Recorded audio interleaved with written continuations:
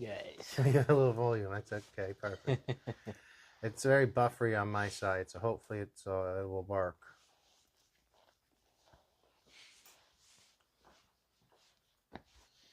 Yeah, I'm buffering too.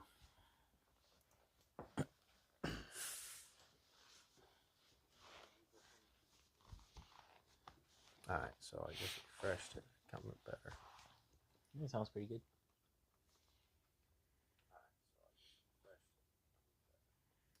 Yeah.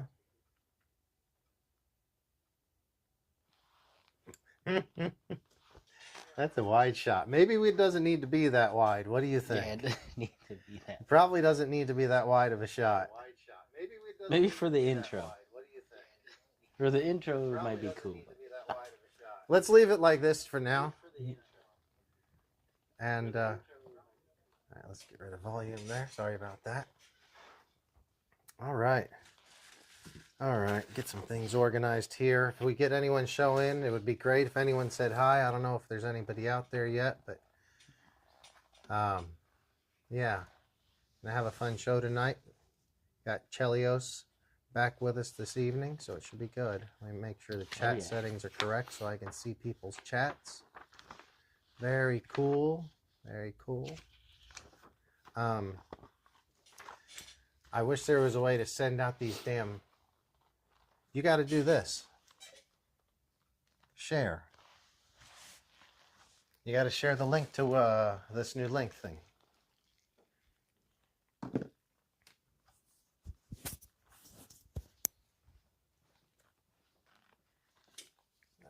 I'm going to disconnect audio. Let me see this for a sec. All right, guys, we'll be right back.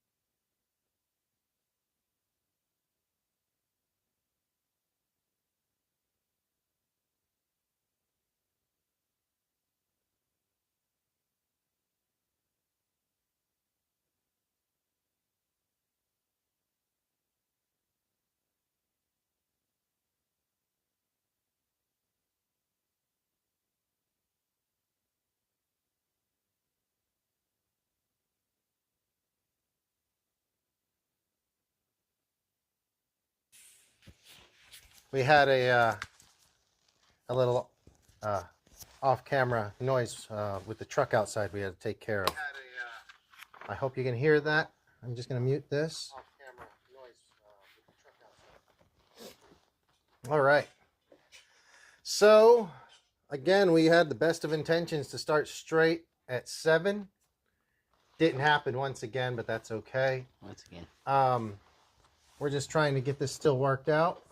We do have a little bit of a wider shot, but we'll start with this for now and see how it works out. Thank you for joining us in the RC Car Garage. This is Chelios. I am JB. My dog Spike is around here somewhere. Yep.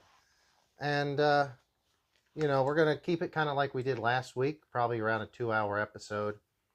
First hour of the episode will kind of be our more informative and directed talks, but I don't want it to be too directed. I want you guys to chat in, please, and let's talk about whatever you guys are talking about, RC related.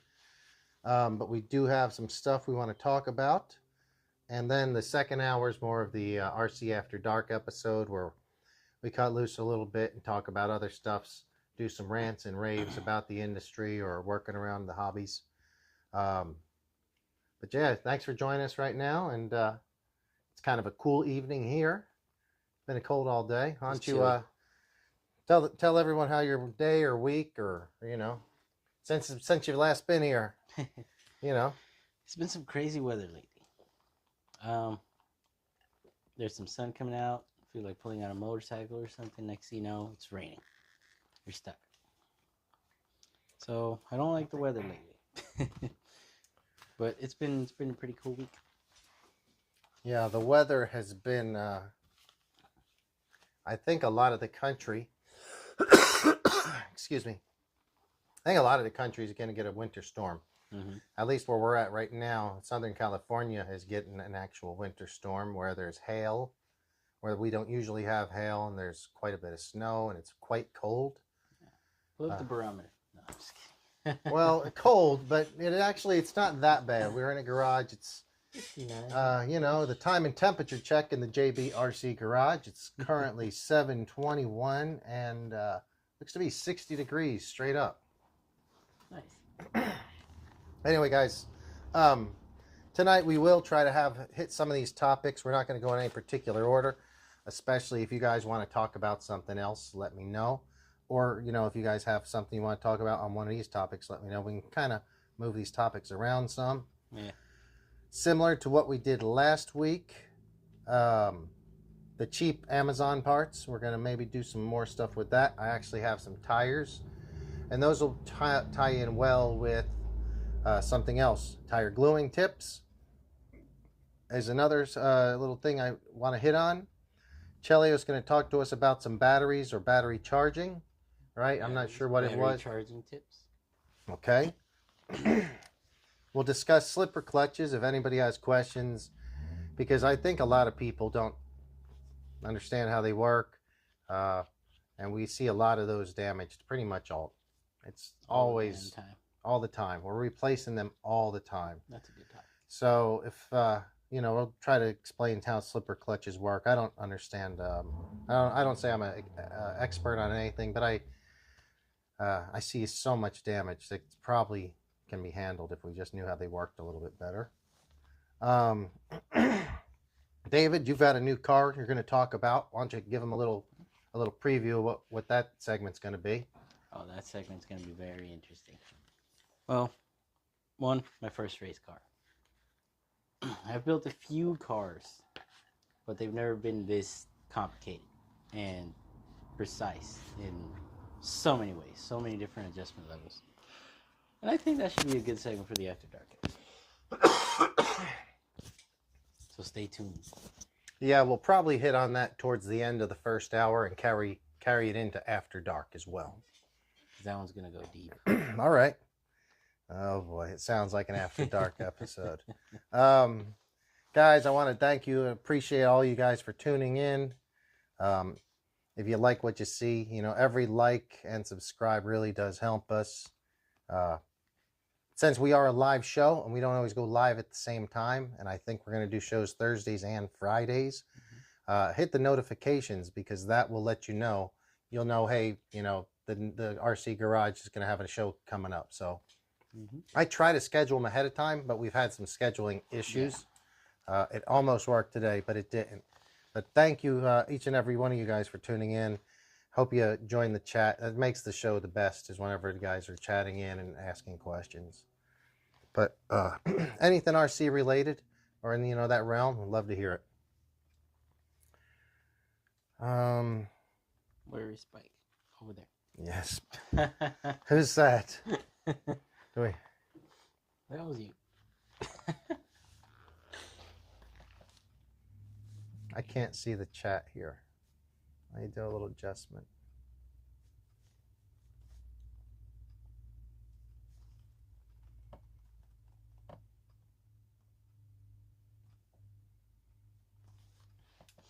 I think he's buffering.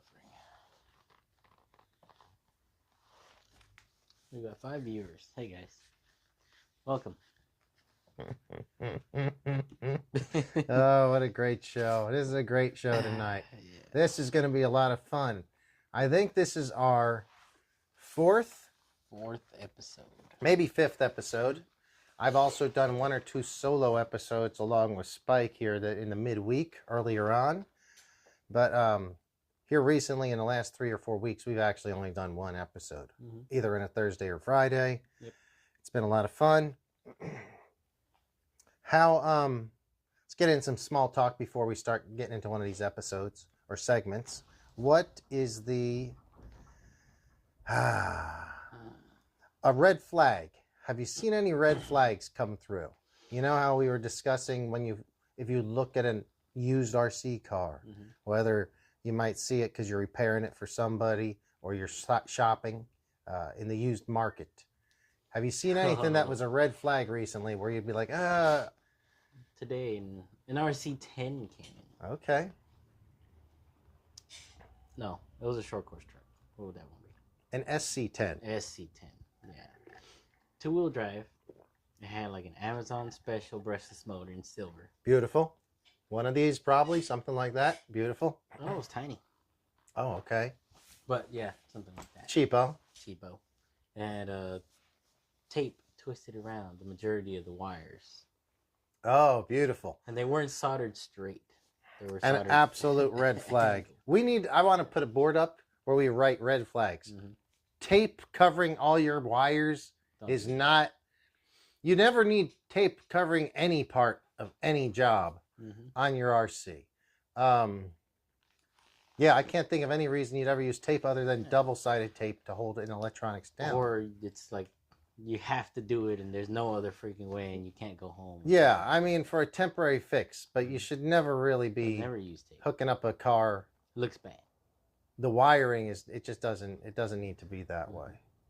You could use tape for other stuff, but obviously if I see a car and the wiring is all janky and got tape on it, I'm thinking, let's pull the tape back and we're probably going to see busted wires or horrible solders.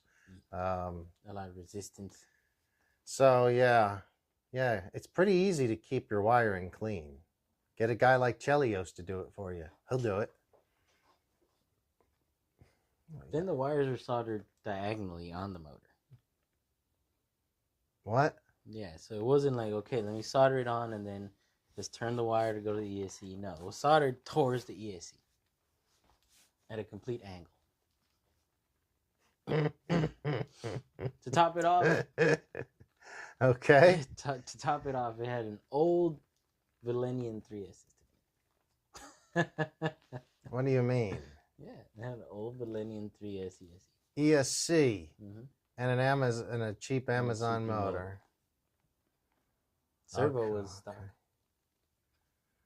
Oh my God. But yeah, that truck was a red flag. I have a feeling I know what kind of. Man, I feel bad. That's bad. I was an older dude. I told him not to spend any money on it. It's not worth it unless he wants to.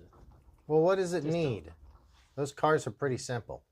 And all you need is a pretty inexpensive ESC and motor to run. So yeah, the only thing is, like, how old was it? But it was all rusty. Every single metal piece on it was rusted out. Yeah. So you need to replace all those parts. And finding those parts might be tricky. All right, man. I don't know if you saw earlier today on the Dirt Nitro Challenge over in Paris, California. It looks like they're racing outdoors again, unless this was old. If this is live, then they're racing outdoors, which is great because the track was rained out earlier.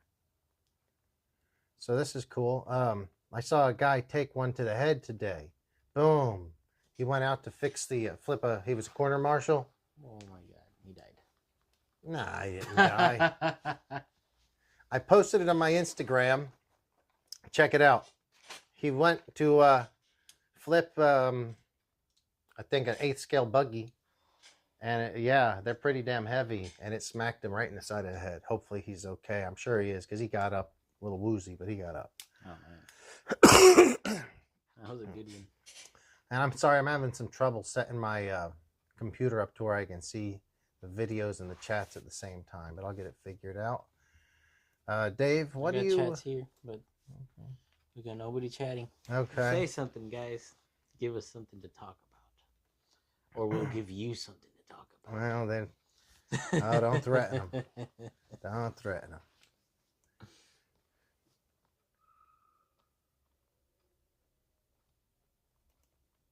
And I'm buffering.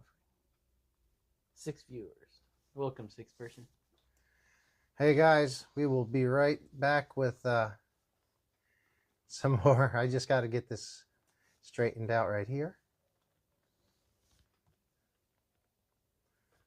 So the first, we'll go ahead and jump into the first segment. We've been here about 10 minutes or so. We're going to talk about the cheap Amazon products. So Chelios, you mind grabbing that for me? Which one? We are going for the wheels tonight, the tires and wheels. Yeah, that's it. All right, guys. So this is our cheap Amazon parts. We're just going to try to do a little segment of, is it worth it or not? You were just talking about red flags. And yeah, a red flag would definitely be,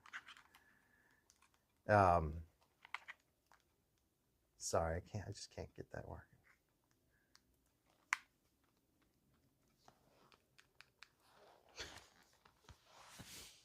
These lights don't want to work when they don't want to work.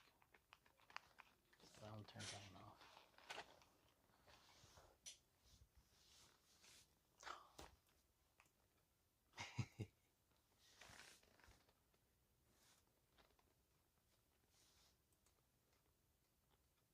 Alright, there we go.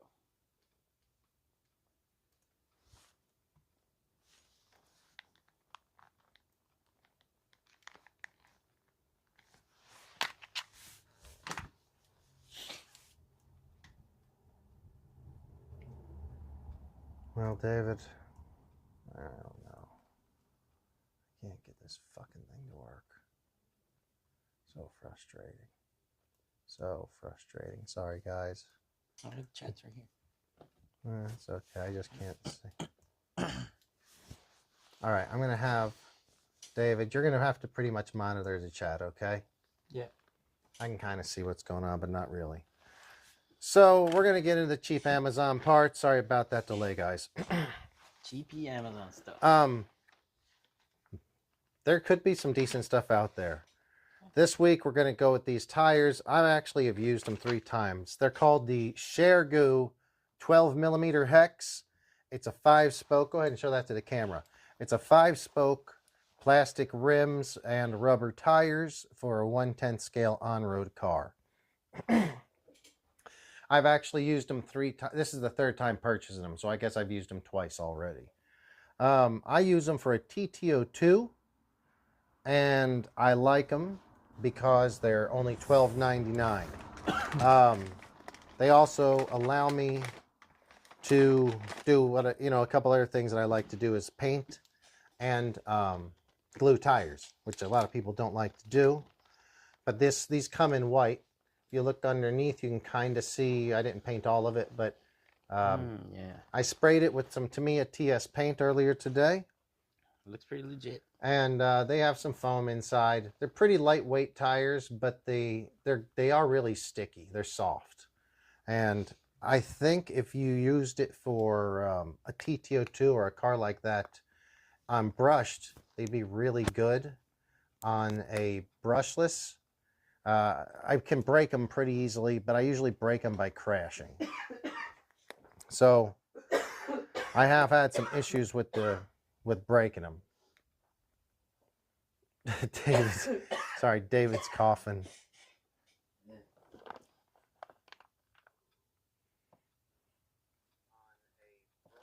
I'm gonna turn this off for a sec.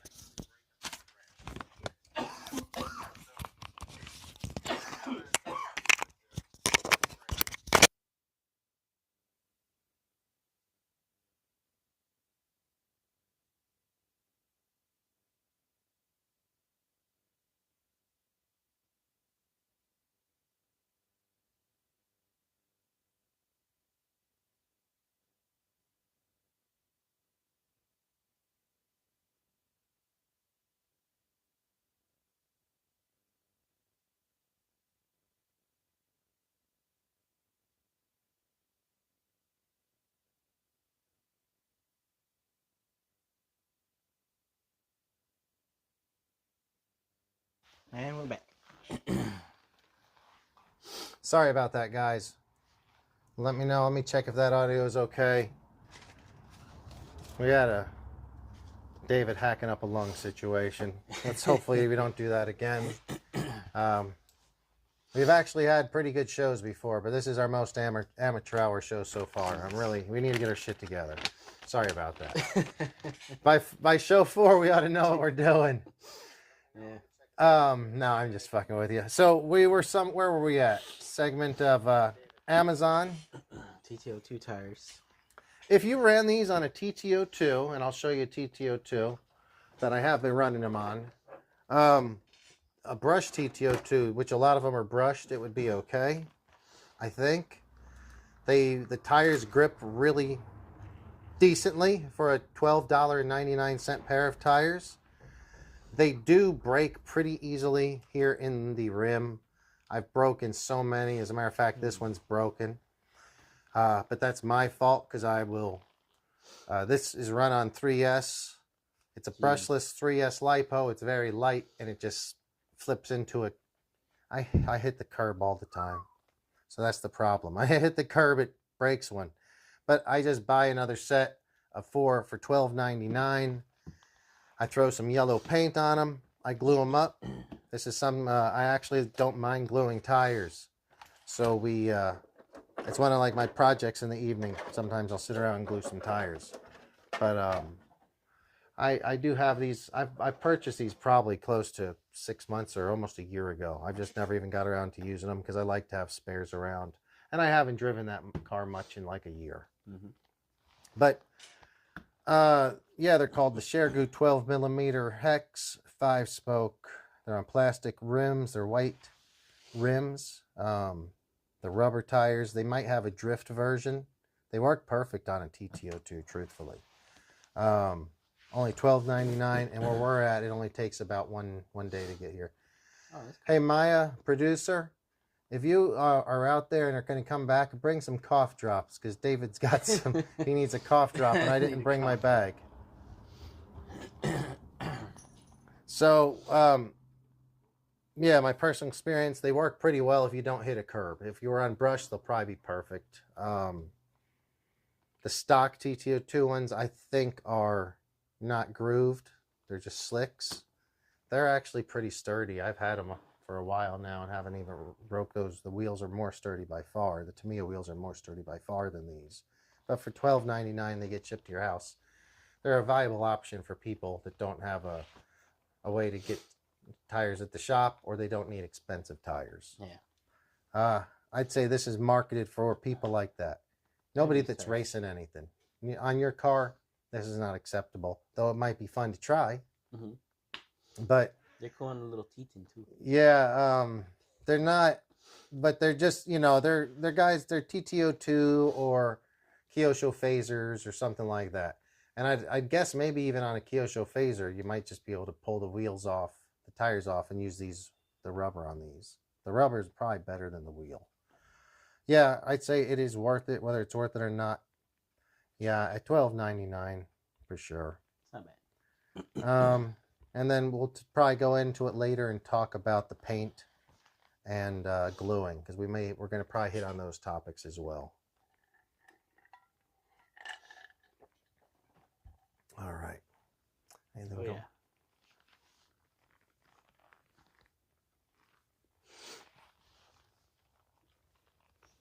What was our next topic? Should we talk about batteries? Yeah, Dave, why don't you talk about some batteries? Give us some battery talk. Batteries.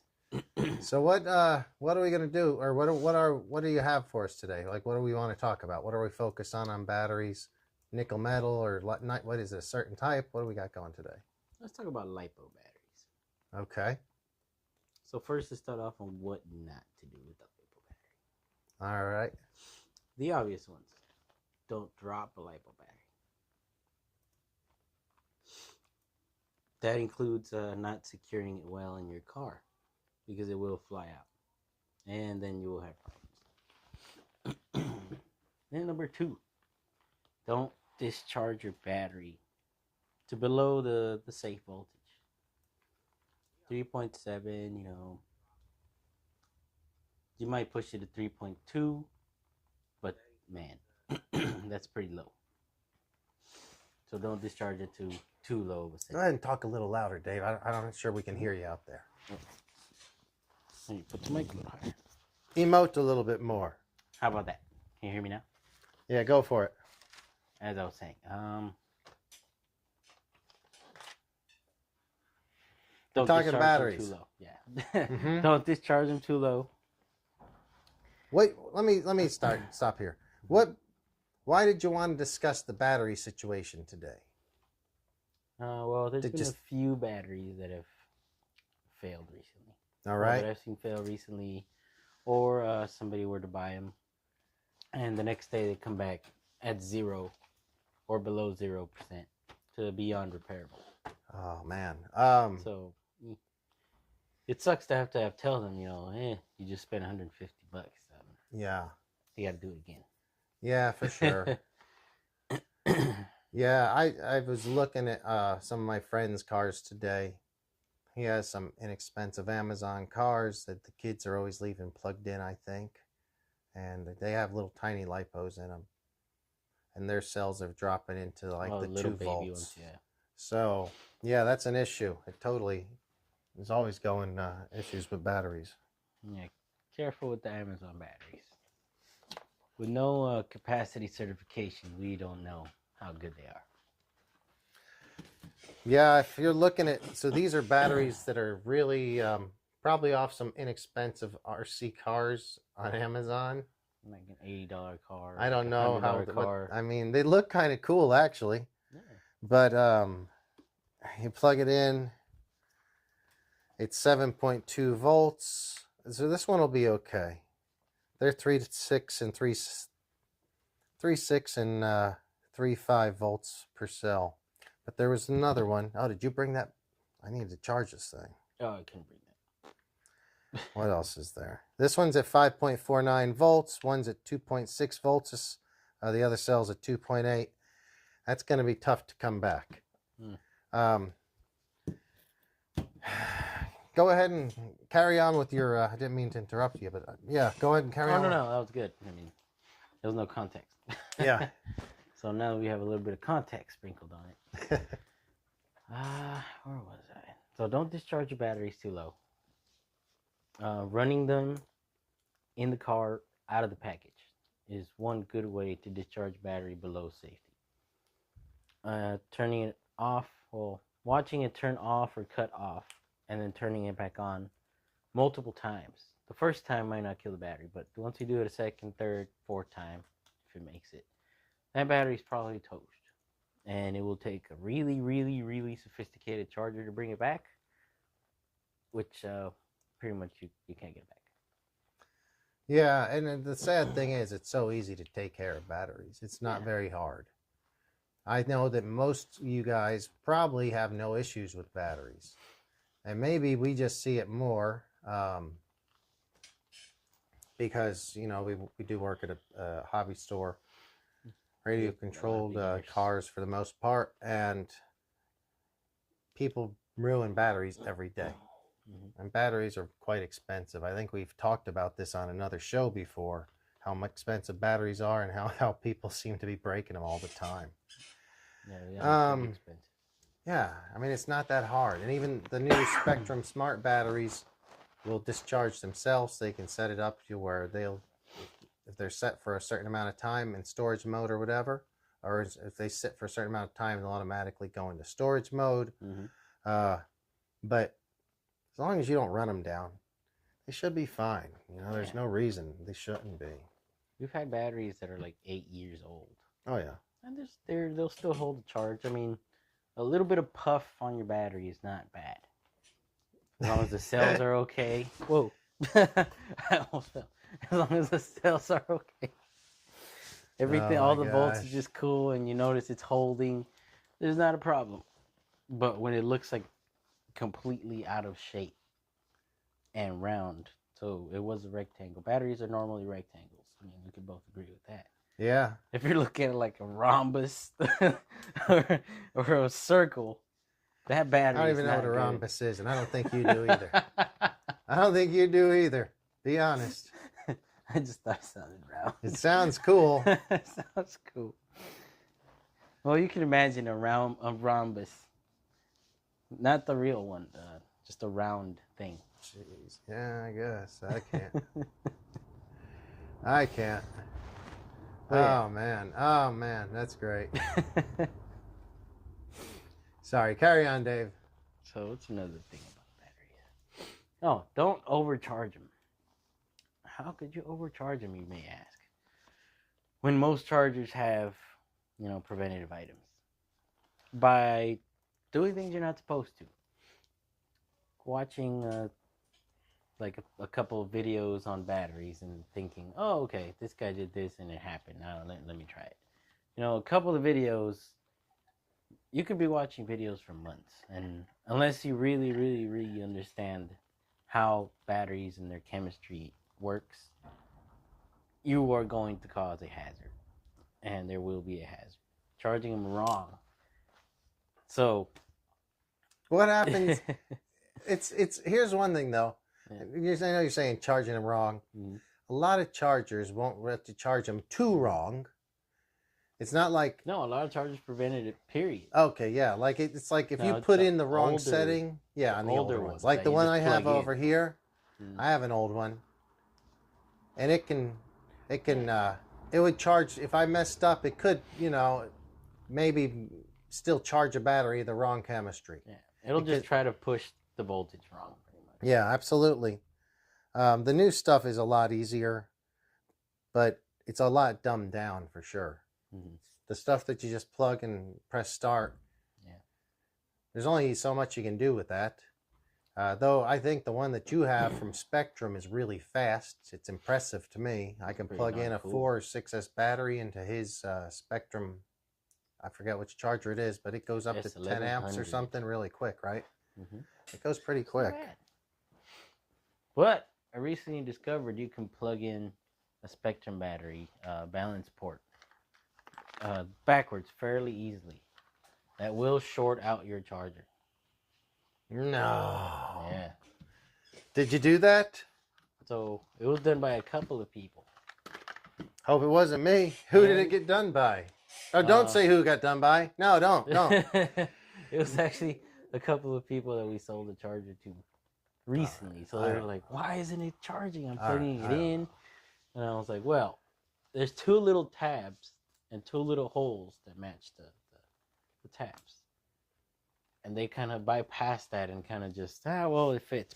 And plastic isn't, too hard of a material. You can flex it into any shape with enough force. And some people have strong hands. So, boop. Next thing you know, your charger shorts and bye. Well, or if you're that's lucky, a mistake. It doesn't short. I mean, you shouldn't be doing shit like that. Certainly shouldn't be. What's another thing? What about this one? I think getting the batteries too wet, especially in salt water. Salt water will corrode the tabs in a battery. Oh, yeah. We had I seen a guy come in a couple days ago, and he had two batteries, and it was doing something weird. They were Traxxas batteries. In the boat. No, they weren't in a boat, but they were in a car that got swamped in the ocean really bad. The car was totally rusted. So the batteries were all broken down.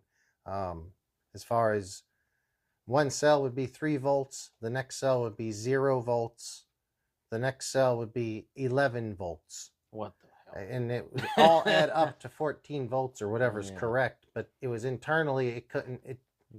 When we were testing this on a Traxxas live charger that has the display on the phone, so you can actually check what cells they're doing. I think that might have had an issue. We're getting that. I think having those batteries subjected to the salt water a couple months ago has caused that to too much, tear, kind of go apart. Too much bad stuff in there. Yeah, for sure. The connectors are probably green dust by now.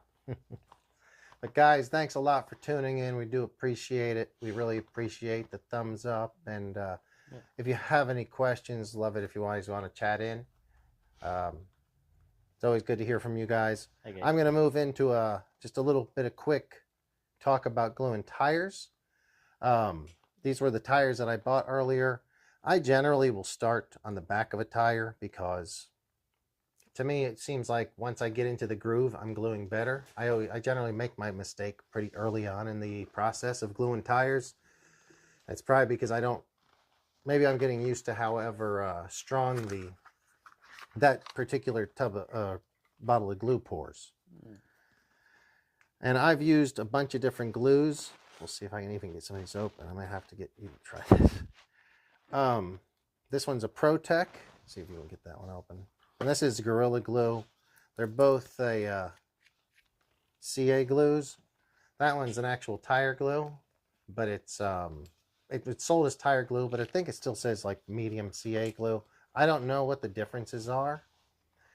I've used both. Some seem to, this Gorilla Glue Super Glue seems to work well.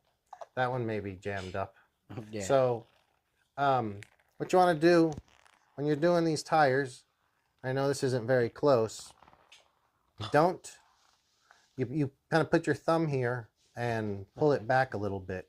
So where you can see the bead exposed.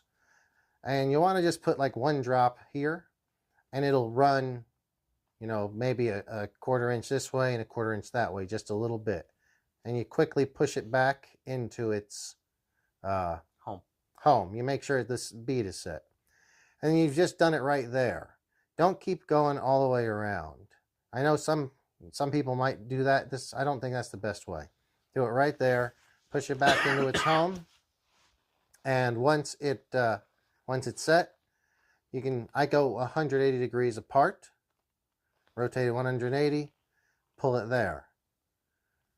Put a drop there, push it back into its home, hold it there for a second. And then once I give that a little bit of time to set, and I'm not saying 10 seconds, whatever. Depends on how well the tire fits into the bead. Some tires fit really nice and tight, and you can just let them go. Then I move again, just 90 degrees. So I would do glue here, here, here, and here. And then I would set that tire down. If you do glue on a tire this small in 4 spots equally across, that's going to get about 70-80% of the tire anyway. And then you can just come back and pull here, here, here, in between those. But you do those in that 4 spots and put that tire down to set and start gluing the other side as well. Or start gluing another tire. Leave that sitting there while it dries. The bigger tires will take a lot longer to do, obviously. Tire prep is important. Make sure your wheels are clean. If it's new, they're going to be clean. but you still want to wash them with some soap to get it clean. Wash the Yeah. wheels off, Clean your wheels. and then the rubber on the tires. You want to use. I would use rubbing alcohol. But you want to use something like rubbing alcohol to like wipe down the rubber of the tire where you're going to glue it. I think that kind of helps get the A lot. oil off of it. If you guys out there have any ideas on how to glue tires or opinions on a one way to do it that you guys like, we'd love to hear it. Yeah, but I actually enjoy gluing tires. These are so small that they usually get done pretty quickly, but they're so small I can actually easily glue my thumb because there's not a lot of room to work with. And that glue sticks to your skin so fast. Sucks. Yeah. So, I don't know. Tell us something, Dave. Give us a, have you done much tire gluing? Or you've seen a bunch of tires blow off the rim, I bet. A bunch of tires blow off the rim, foam flying everywhere. Yeah. I've seen tires so full of sand that we thought that it was just, oh, it's a firm tire. No. That thing's full of sand. So, yeah, clean your tires very well or they will fly off easy. Yeah. Tires are definitely a thing that we see. Oh, and get the trash out of the tire before re-gluing the tire, please. Yeah, you have to clean them back out. Yeah. So it'll just, try to push itself out and ruin your day. Okay.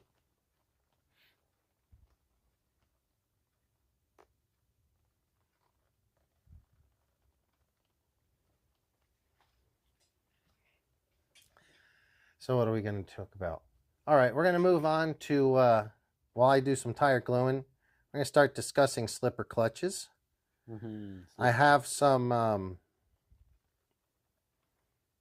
I have a demonstration over there of a couple, but we're going to wait. No, don't grab those yet, Dave. Okay. Let's, Not yet.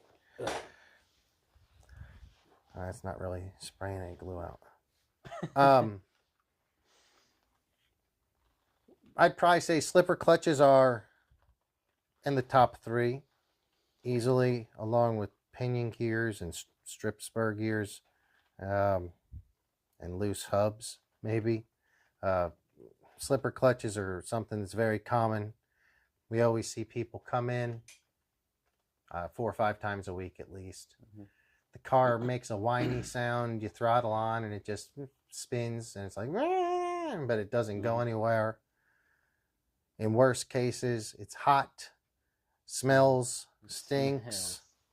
Some people have even said that they've seen smoke come out.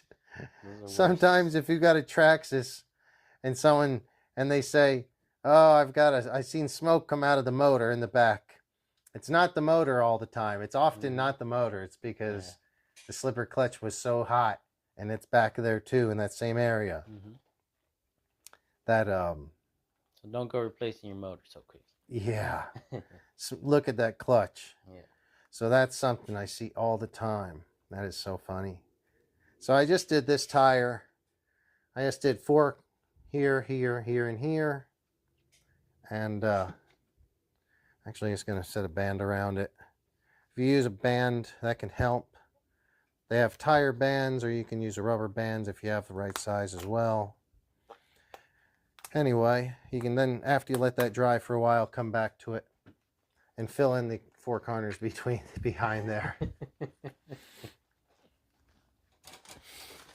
All right. Cool tires. Oh yeah, they're fun. You might want to put them on your car. I don't know. You can see. We'll see how that works. Go ahead and tell us about your car, Dave. It's been something that you've been hitting about for a couple weeks. You have, it took a while to get it in, and you just got it, I think, earlier this week on a Monday. Why don't you tell us a little bit about what it is, and then go ahead and, give us a show. Man. All right. So it is, I'd say, a very precise race car. Just tell us what it is. a very precise race car. You haven't even driven it yet. Just tell us what it is. So it's. I know you love it and all, but let's go. I love it a lot. It's a 110 scale on-road touring sedan, electric. So, gonna be starting in novice since I've never driven a car in this scale at all, except Who makes it? It's by ARC. Where's that brand from? That's a good question. I think it's Korea, isn't it? It said it's made in Taiwan. Okay. But Chris told me at one point. I know it's a nice car. I thought you might know where it was from. yeah, I gotta check that out. But it is a very nice car. Still in very early development stages, so we're getting updates consistently. If you're trying to find one, well, I'll try to find one pretty quickly. Show in the box. Here it it's is. The ARC A10. ARC A10, new generation competition touring car. So far, the most interesting piece of machinery I put together. It was a fun project. Did it in about 3 days. I learned a lot. Did you break anything? Luckily not. I didn't break anything. I was having problems under-torquing things rather than over-torquing things. Well, in some areas I may have been over-torquing things. And I was schooled in a few subjects, as in, putting turnbuckles together, putting the balls into the cups correctly. The thing has titanium cups that you have to glue into carbon fiber arms. I wish I had titanium cups and carbon fiber arms. It's there you go. It's something you really have to pay attention to detail, and if you do it wrong, the car is going to end up sucking. Well, let's hope this one don't suck, because we'll see. Hey, I'm sure you did it good. I did pretty good. I'm sure you did. Cheers to the new A10. Let's bring it along.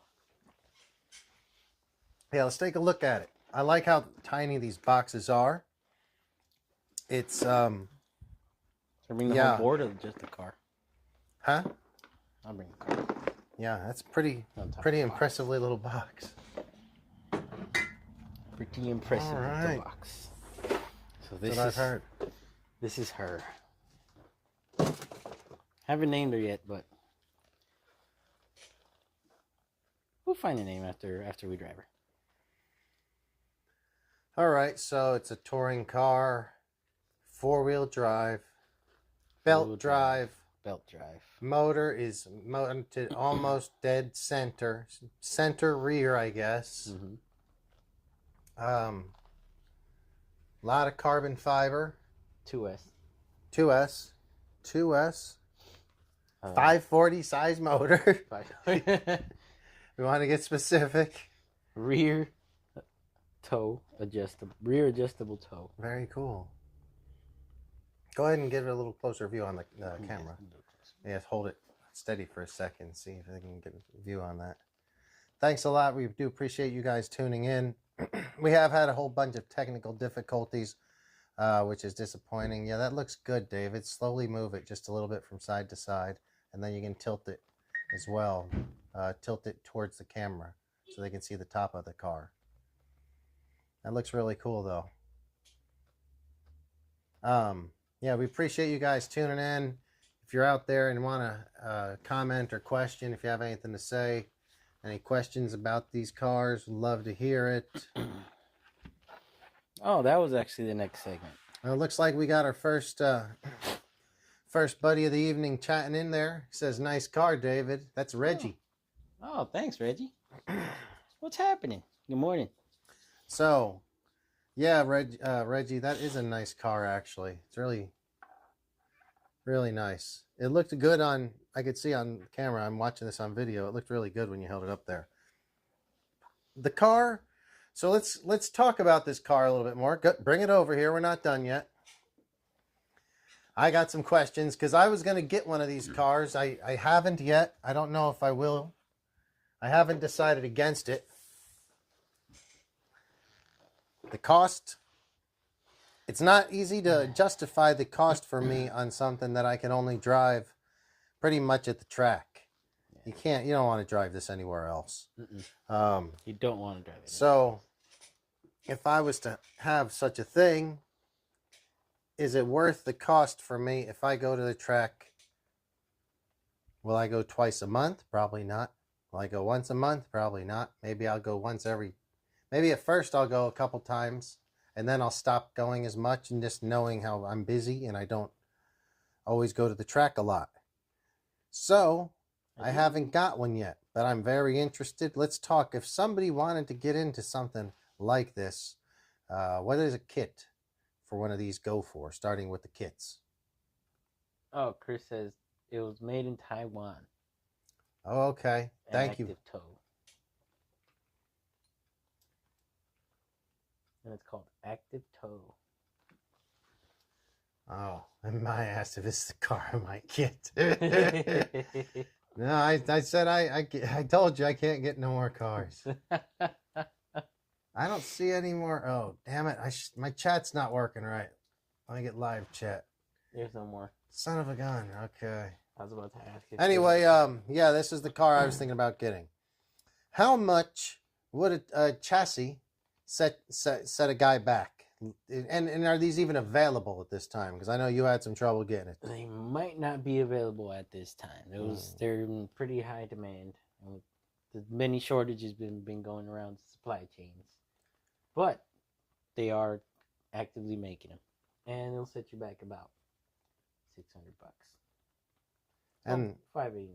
All right, but then of course you have to put the electronics in it, which is easily probably another cost of the car, at least, would you say?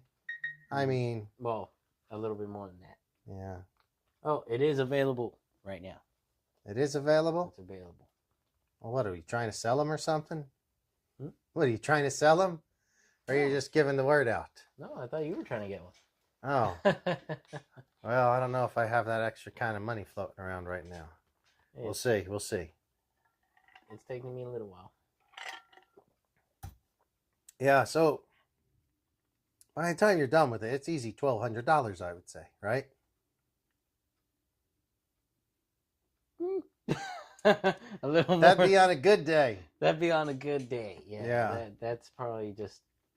Yeah, you can probably start racing with about $1,200. That'll get you going. Yeah. That's saying that you have a remote. Yeah, that's not including a remote. That would maybe. That'll set you back the other. Yeah, absolutely. That would be considering you have a remote, and hopefully you have a remote and kind of charger and batteries, but these take a special batteries and charge. They need to be charged at, certain amperages, depending on the class you're running. Like you're gonna need more of an aggressive charger. Yeah. Have you looked into that much? Do you understand that much yet, or share with us what you do know? I know you're just still getting into this racing, but tell me a little bit about the needs with the battery and the charging systems. So from what I know, that you don't need crazy charging systems when you're starting. So you're gonna start in a novice class and probably gonna step on a track for the first time in your life, and you don't need excessive charging. Probably you'll be cool with like a 10 amp charger or something. Let's say you have a older charger like I do that only does 5 or 6 amps, and I'm gonna run a 2S battery, which I used to use this same exact charger to charge my 2S batteries. And it works fine, but back then, and this was a little bit older, what's the downfall of not investing in a better charger? Is it a power? I mean, obviously it's power, right? It's besides power, it's being able to charge fast enough before your next race. And let's say you need to give your batteries a boost, or they've been sitting in a bag for a little while. The more amperages you have in your charger, the faster you can boost it right before a race have the highest amount of voltage pushing out. So you want to maybe have the battery charged up to 80 or 90% prior to the race, or whatever percentage you decide, and you want to be able to charge that last bit pretty quick, right before the race. In theory. Yeah. Still figuring a lot of that out. Well, we'll see. But just to give you an idea, like some of the pros are pushing like over 30 amps in their charging batteries. Wow. Like it's some crazy stuff. They're blasting them at 30 amps and then killing them at another 30 amps and then blasting them back up at another 30 just right before a race and timing it perfect. All right, well, quit giving away all their hot charging setups. Because if they're doing it, then everyone's doing it. Then if you're going to tell everybody, pretty sure everybody knows that one. Wow, this is nice. This is really nice. That's how I charge my Mini Z batteries, by the way. All right, why don't you talk about the Mini Zs? Let's go roll right into that. With our Mini Z segment, we used to do, and also at this segment, let's do our Mini Z racing update. Where the track is, if it's been redesigned or flipped or whatever, and then what the next race schedule is going to be. So the track is upside down now. No. So the track has been rearranged to a very, very interesting layout. It's fast, it's entertaining, and it'll have you going back and forth. Just stop by and check it out. Well, you got to tell them where. They can't stop by the garage. They're not coming through. Well, if you'd watch our other shows, you'd know where to stop by. But I'll tell you one more time. RC Street Shop in Lawndale. Google us.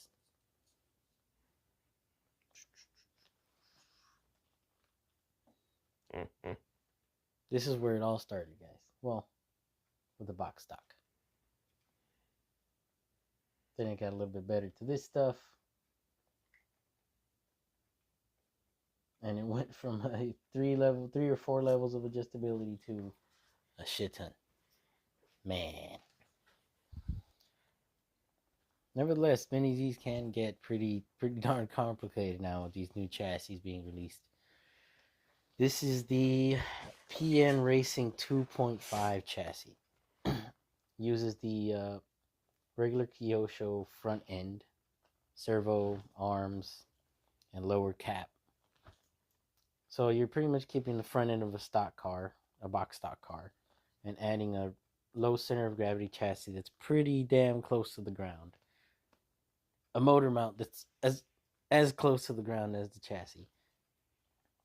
And just a few other levels of adjustability, giving you a very well-performing car.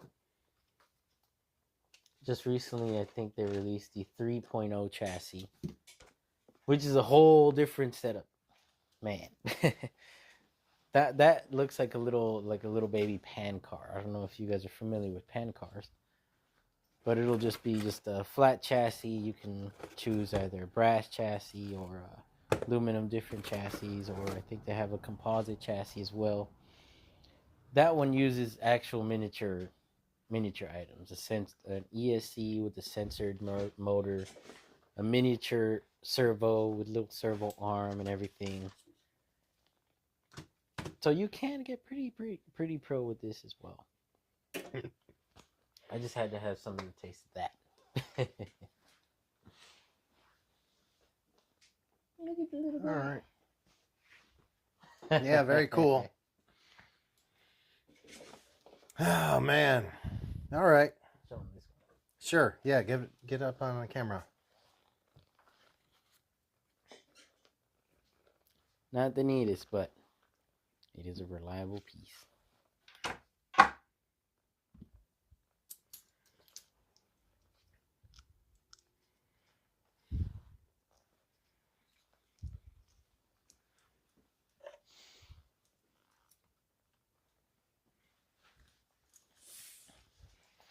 All right. So, and I finally broke my body.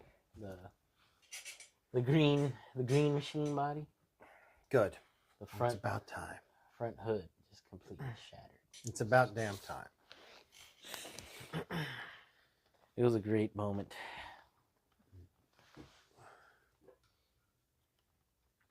Oh, Get out boy. of the way. So, hey, this is a very special evening Why is it on so the special? RC Garage Show. This is I'd like to welcome what I believe to be our first international viewer, friend joining the show. Danny Grandin is RC Blazer on Instagram, and I've followed his stuff for several years now. Really? Hello, Mr. Grandin. And I can't believe he actually was able to, because the hours don't work well. For us here, it's only 8:15. What time is it over there? 8, it's a 9, 10, 11, 12, 1, 2, 3:15, I think. What? Yeah. That's crazy. So that is crazy. Thank you for joining us at such a late hour. Yeah, thanks a lot. Such an early hour. Let's take a shot for Mr. Grandin, actually.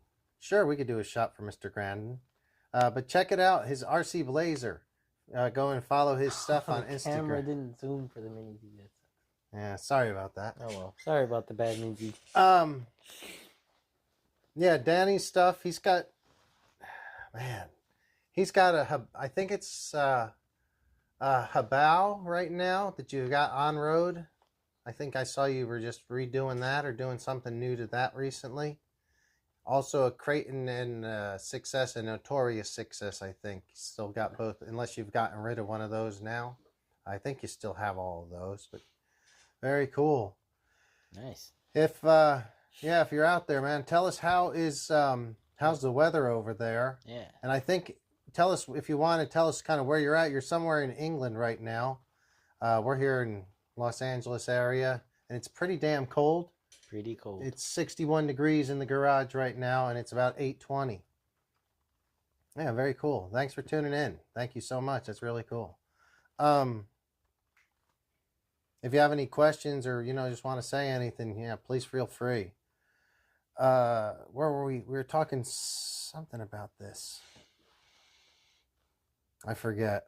I know it's going to be an expensive endeavor. Oh yeah, it's a lot of fun. I don't know. There's probably other ways to do on road that's less expensive than this one, but maybe not. There are slightly cheaper chassis that you can buy. I mean, there are great other great companies that you can lead on. I just went for this one because the majority of my compadres are going through the same process of figuring out the electric world, and it'd be cool to join the journey.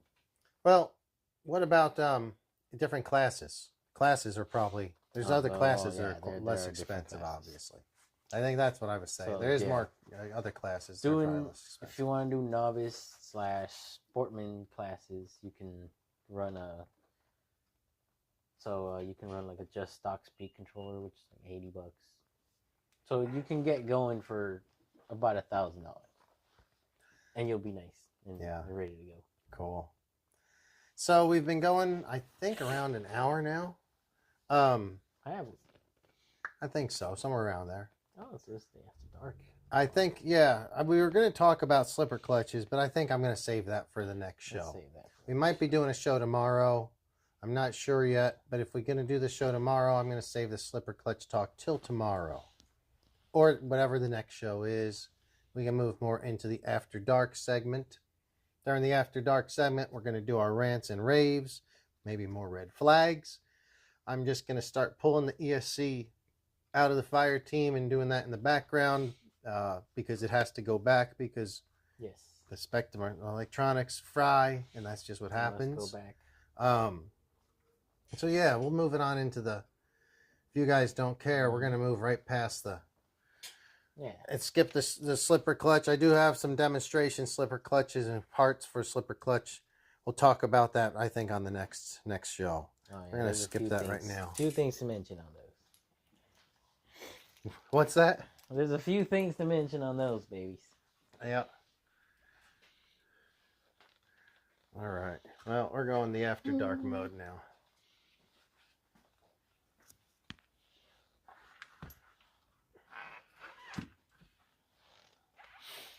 But I think you should get into it. It's freaking awesome.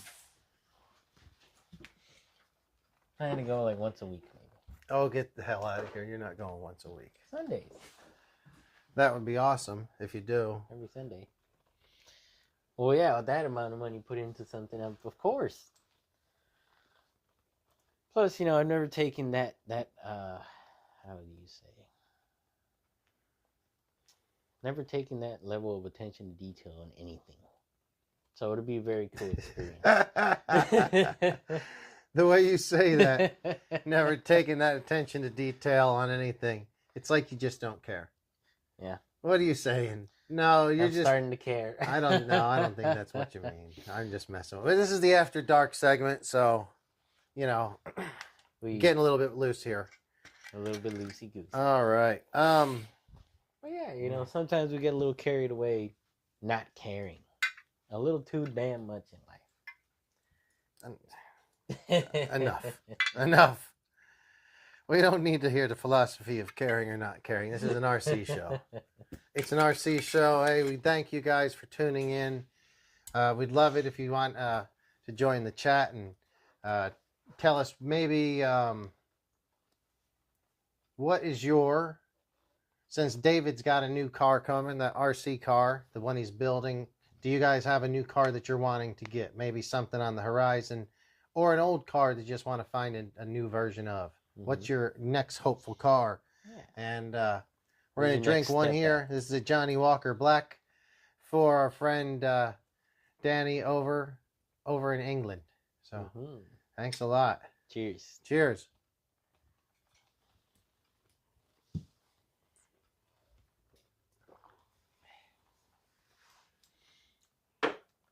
All right. Hey, Edsel. Finally off work. What's up, homie? Edsel. What's up, homie? How's it going, Edsel? I didn't know you were working this late or did work today. That's tough. It's a late hour. Thanks for joining in, Edsel. Made it to the After Dark. Yeah, if you're just joining in, we obviously we appreciate you guys tuning in. We went through a few things earlier today. We did some cheap Amazon parts on the 10 scale tires. I glued one of the tires up and we did some tire gluing tips. Chelios was going to tell us about batteries. He got lost somewhere in the middle of it. We may have to revisit that situation again because this is why I say take notes. Sometimes you can see, you just forget what the hell you're saying. I did take notes. You gotta look at the notes. I took notes on Mini Z battery. We didn't do the slipper clutch talk. We were going to do that. We did talk about David's RC car. I wish you hadn't missed that, Edsel. We can still do another one. Yeah, we may bring the car back out here just for a little bit. Yeah, thanks for showing up to the stream, for sure. I don't know if you were able to make it tonight, so that's great. Yeah, glad you made it. What was some of the After Dark what we're going to do on After Dark this week? Remember, guys, this show, you guys can help lead this ship on this show if you have any ask questions. Ideas, any rants or raves. We did our tire gluing. I got to get to the After Dark segments. We were going to do giveaways. Oh, I know what it was. Tip of the week. We didn't do that yet. Tip of the week. So if you looked at the Instagram, my Instagram, there's a picture of a little bottle of Tamiya spray paint sitting in a glass of water. And it said something like, why is the paint sitting in the water? Tune into our show later and we'll tell you why. So it's kind of a tool tip, but it's not a tool. This is just a tip. You're basically just using a glass or a cup as the tool. Fill it with hot water and let your spray paint sit in there. Especially on a cooler day, it'll help it spray better. If it's a metallic or a pearl, it seems to help it spray better because those seem to sometimes spray a little bit tougher. And just heat of any sort. If it's a warm day, you can kind of put it out in the sun for a little while, shake it well. That works as well. But I obviously shake it, whether you use natural, like some sunlight, or some hot water. Sit in the hot water for 5 or 10 minutes. Just let it sit there, and then you still need to shake it well. Definitely shake that thing. And then it's not. Edsel says we should set up the mini crawler set for tomorrow. You know what, Edsel? I think you got a truck big enough to get the crawler set if you want. Mm-hmm. You want to roll? You want to roll by the shop, and David will help you throw it in the back. I think if you got a vehicle to throw it in. It's pretty big. What, the crawler set? Mm-hmm. It's not that big. He's seen it. Oh. I think he's got an off-road Toyota or something. Anyway, if you got room to pull it over, just go by the shop tomorrow. David will be there, and he'll help you put it in your car and then bring it over. And we'll do a Friday night stream, and we'll do SCX 24s because people have been asking for the Friday night shows. Mm-hmm. Truthfully, we switched to Thursday night a couple weeks ago. I like Thursday night, but it's not going to work in the long run because I have volleyball on Thursdays coming up in a month or two, and people just want Friday night shows. We're missing out on some of our favorite guys because Friday. So yeah, Edsel, if you're interested in doing a show tomorrow, I've got a couple mini crawlers here. You can bring yours. We could bring that mini crawler setup over here. If you want in, you can be in too. Yeah. So we're going to do some rants. We're going to do the chew. I don't know if you guys remember the chew. That's a segment we're going to bring back from a few months ago. The chew. Oh, Edsel's in. Edsel's in for this mini crawlers. Let's do it. All right. Absolutely, Edsel. Let's just bring it over, and we can set it up here or right there. Mm-hmm. And I've got a couple of SCX 24s. We can set some flags up, and we'll time ourselves. If you tip over, you got to drink half a beer, or you get penalized 10 seconds. We'll figure out. Yeah. No, I'm good. I'm good on my drink still. We'll figure out the rules, but it'll be a lot of fun. He has the TRX 4M and the AX 24, so he's got the four-wheel steering crawler. Oh, you didn't know he had the axial? I didn't know he had the four-wheel steering one. Oh, you know what, Edsel? You kind of have an SCX 24 also, because you told the pirate you'd buy that one for $75 or something like that, I think 3 episodes ago. That too. I forgot about that. Yes, you kind of have one of those. You just don't have it yet. Yeah, let's do it, man. That would be great. Where's the pirate? Oh, man. I'll be bringing... Yeah, I wish the pirate would tune in tonight. He's always a fun one to have on. What are we going to do on... So we're going to talk some rants, red flags, and we're going to do the chew, which is going to involve horrible chewing gum and scratch and scratchers. See if we win some damn money. Yeah. Money's good. That's not totally RC related, but if we win money, we're going to roll it into RCs. Mm-hmm. What, I wonder what kind of, because I have a small mini Z track as well. I set the mini Z track over here and then set the crawler course here and then put those little ramps from one to the other. It could be a whole scene. You're going to launch the mini Z's into the off-road course? Yeah, exactly. All right. Now that sounds good, Edsel, for sure. So, man, what do we got on rants and raves? I didn't really think out the rants and raves this week because, well, I wasn't around much this week. Oh, I know what it is. Guys, every warranty, the guys at the shop aren't making that car. And it's sometimes I feel like they think, all right, I've spent X amount of money, so I get to be more jerky about something breaking. And that could be relatively small dollars, like $70, or, you know, kind of big dollars, like $500 or $1,000 or whatever. And the guy at the shop, he's just working. probably for not a whole lot of money because he likes that hobby. Or if he doesn't like the hobby, then he's in the wrong reason. He's there for the wrong reasons. Mm. But they generally have some sort of like for the hobby, and may not know everything about every segment. Some people only like one scale of two-wheel drive racing. Yeah. Some people only like bashing. Some people only like Tamiyas, or only like drifts, or only like crawlers. Some people like minis. But most of the guys in the hobby store enjoy the stuff for a reason, but at the same time, they don't work for these companies. They don't work for Arma, they're Traxxas or Axial, Red Cat. They don't design the cars. They likely don't own most of the cars. You've probably owned some of them. And, if stuff breaks, stuff's going to break. I feel like a lot of times they're just like, I hear this all the time. I want the most indestructible thing I can throw up against the wall and it doesn't break.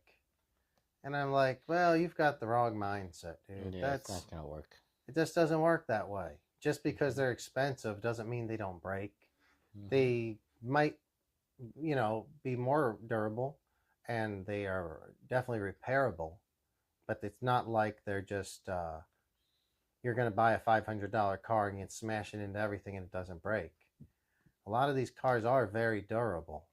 A lot of my Arma Creightons and Notoriouses and things like that totally take a ton of abuse. But also, one bad landing will wipe the car out. Yeah. If I make one mistake, it'll wipe the car out. Rant on with that is kind of rant 0.5, same thing. The tires, you want the fastest damn thing in the world, but the tires are, every tire wears if it's on your motorcycle or your car or whatever. When you run a tire on an RC car and people they say, when I hold the car up and pull the throttle, the tires get real big.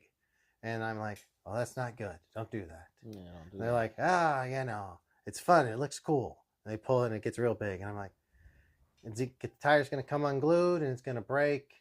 And even if and I'd say when you're driving that way, if you see a tire spinning up that big, then ease off the throttle. You don't have to let off, but ease off the throttle to the point where it goes to normal. Yeah. You'll notice it on a four-wheel drive if you're going straight across a field and there's a dip. The fronts kind of go across, and when the rears dip in, when the rears spin out, it's like it'll spin too much to the front. You'll see it expand. A good driver, and this is the difference between having beginner cars and higher level cars. Beginners don't have any throttle control, so every time they pull the trigger on their brushed car, it's no big deal. Maybe the car spins out because it's a two-wheel drive slash and it has horrible rear traction, so it just spins out. But you're not breaking stuff. Now when you get brushless LiPo, and then especially four-wheel drive, it's just so much easier to break stuff. So when people buy a 6S Creighton or a Sledge, which have notoriously weak tires, most Traxxas seem to have weak tires, and X-Max, if it's your first car, that's the problem. It's not that you can't drive it. It's that you don't have any throttle control, and you're going to thrash the drivetrain. You're going to thrash tires because you just are all on, off, on, off. The tires are expanding. They're popping. Sorry, dudes. I can use that same tire and not break it because I've just practiced a little restraint. So don't ask for what can you throw up against a wall and not break. There's not really, it doesn't work that way. And the same with tires. You have to show that stuff some respect. So I would say the main thing is when people say, what's a beginner car? A beginner car is something to kind of teach you throttle control. So if you don't have it and you get one of those 6S cars you're or gonna break bigger, stuff. you're just breaking stuff. Or hurting people. Yeah. Or yourself. You might backflip it into your face, and that's not good. Yeah. Oh man, we saw somebody on the race out in Paris this evening. If you see on my Instagram, one of the corner marshals was jumping across the track to flip somebody's A-scale buggy. Unfortunately, it smacked him right in the face. Did he live? I'm sure he lived. Hopefully. I'm pretty sure he did because he continued. Did you see it? You should see it. Man, glad it wasn't an X-Max race. Oh boy, it was bad. Man. What, you got it on screen? No, I wish. But look at it real quick. You can see it. Go to Instagram. Look at my last video.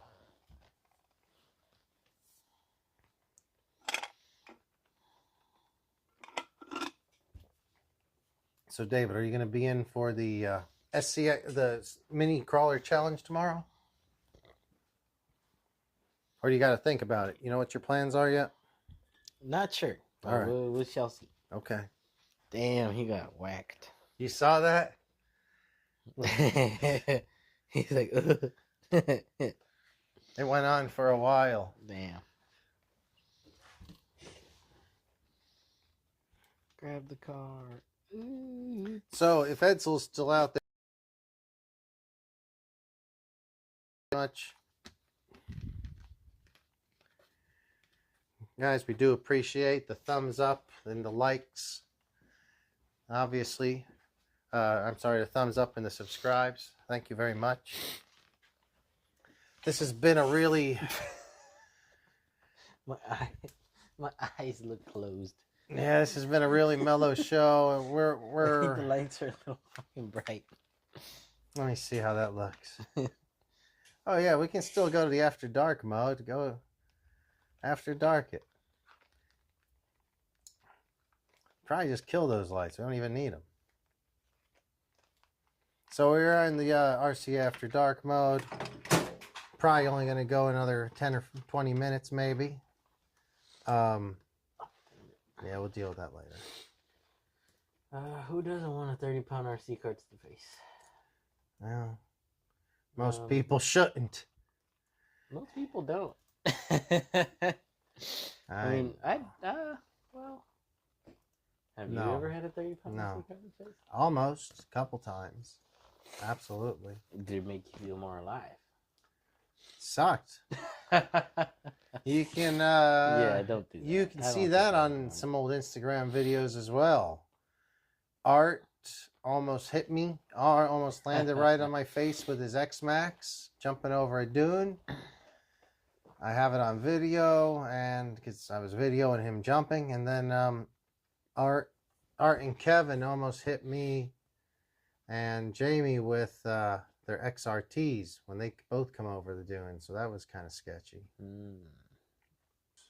I don't want it. Note to self. Don't want it. All right.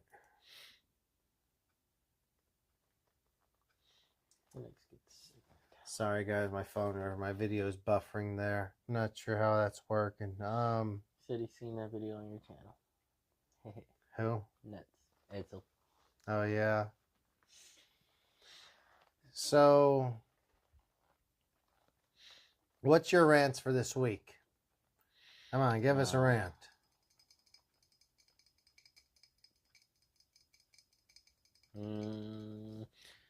Unnecessary upgrades. Quote unquote upgrades. Quote unquote upgrades. Unquote. Unquote. So. All right, what's the difference between a necessary or an unnecessary? Yeah. Or a possibly necessary upgrade? Anything cosmetic that is not providing a structural advantage or some sort of electronic or mechanical thing. So basically, if I want to put a new body on the car, that's an unnecessary, elegant upgrade.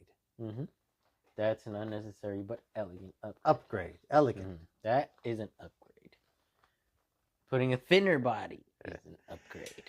What if I just want to go from a Corvette to a Cadillac? Cadillacs more than Corvettes, then you can consider that maybe an I upgrade. do. Aluminum shop caps.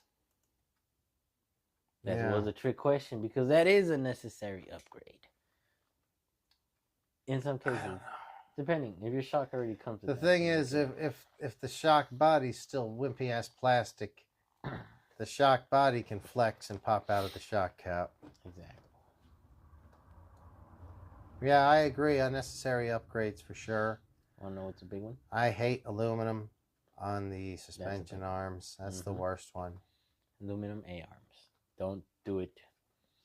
There's none of them are good. Nothing is good. They either end up bending, breaking, bending as in deforming into a shape that you may think that is straight enough to ride, but it will not. Yeah. Edsel, I forgot. I didn't see it. Do I have a spare SCX-24 charger?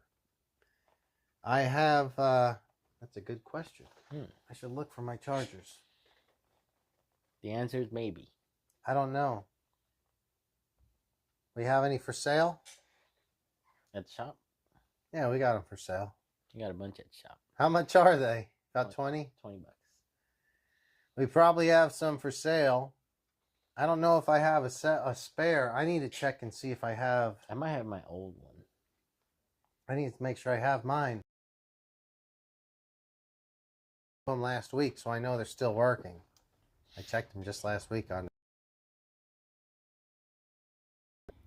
Yeah, unnecessary upgrades is horrible, especially when it's a downgrade. He went yesterday. Nothing. Yeah, I don't know about that. Oh, for the charger. I don't think so. What day was yesterday? Wednesday. Makes no sense. You'd have been there. You'd have been there dealing with it. Did you talk to him? Yeah. You asked for a charger? I don't remember. I don't remember asking for a charger. We may be out. But no, there's batteries and chargers. Man. I don't think you asked for a charger yesterday, did you? There's got to be 100 chargers there. 100. There's 100 if there's one. It was 100 if there's one. Here's my rant. Not finding chargers when Edsel asked for one. I don't know what he was looking for, Edsel. Sounds like he was not paying attention. A lot of people in the store. Oh my God. So I don't know if we're out. We'll find out tomorrow. Yeah. Check and see. I'll check and see if I. Tomorrow. I don't even know where the hell I should have 2 of them. Hopefully they're over here. Let me check. Carry on the show, David.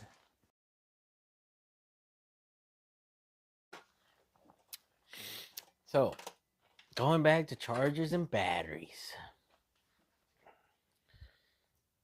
You know, don't blast your batteries. For example, if you got like a battery that's 1,000 mAh, a little 2S 1,000 mAh for a crawler, don't hit it at 5 amps or 6 amps. Poor battery. It's gonna either bump up its voltage very quickly, giving you the illusion that it's fully charged, but you're just gonna get like a nice quick boost.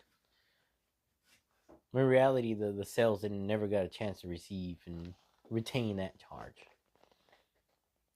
and or it would have exploded or overheated by then. No good. So always charge along your safe parameters. 1C charge rating is always the safest method, unless battery or manufacturer on the battery states otherwise. 2C and 3C charge ratings are extreme. Fucking extreme. So if just think about it. So 1C charge rating is 5,000 mAh battery. For example, you got a 5,000 milliamp battery. 1C charge rating is 5.0 amps.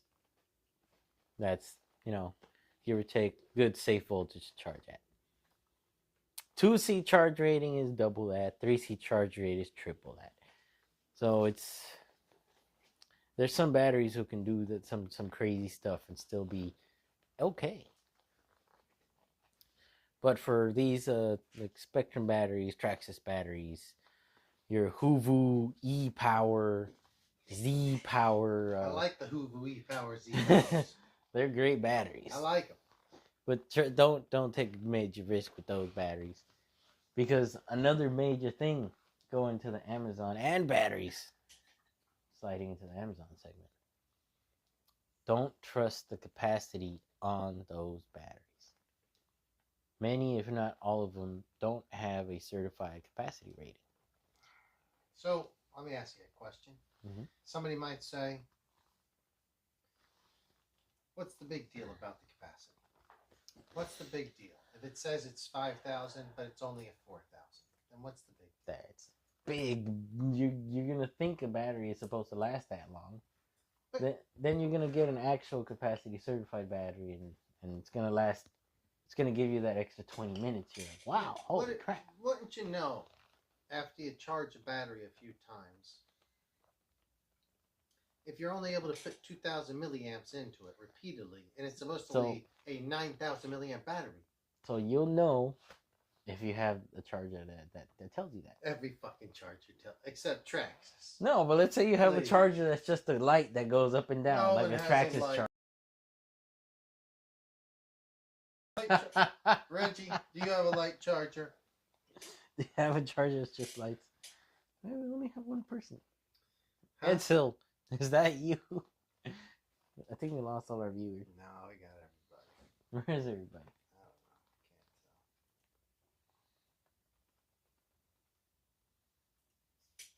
tell. So anyway, anyways, what were we saying? So, yeah, it's been a tough and long show.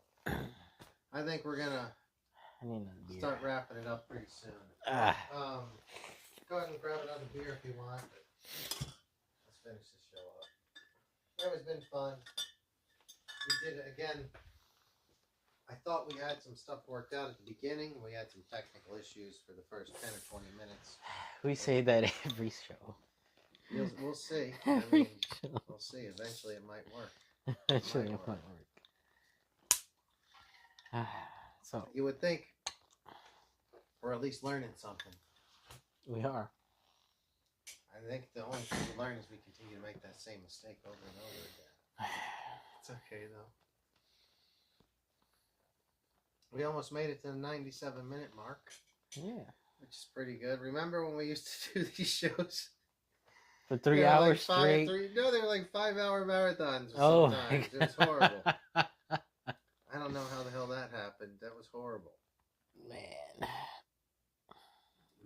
yeah, that was tough. All right.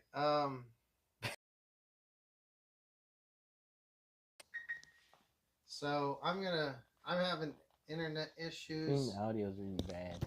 The internet is really bad. Something's been going on. A couple of us are laggy. Oh, okay. Can you hear me now? How's the audio? Good morning. Where are you getting messages from? I don't see that. Is that coming through as a message or a text? Oh, a text. Oh, all right.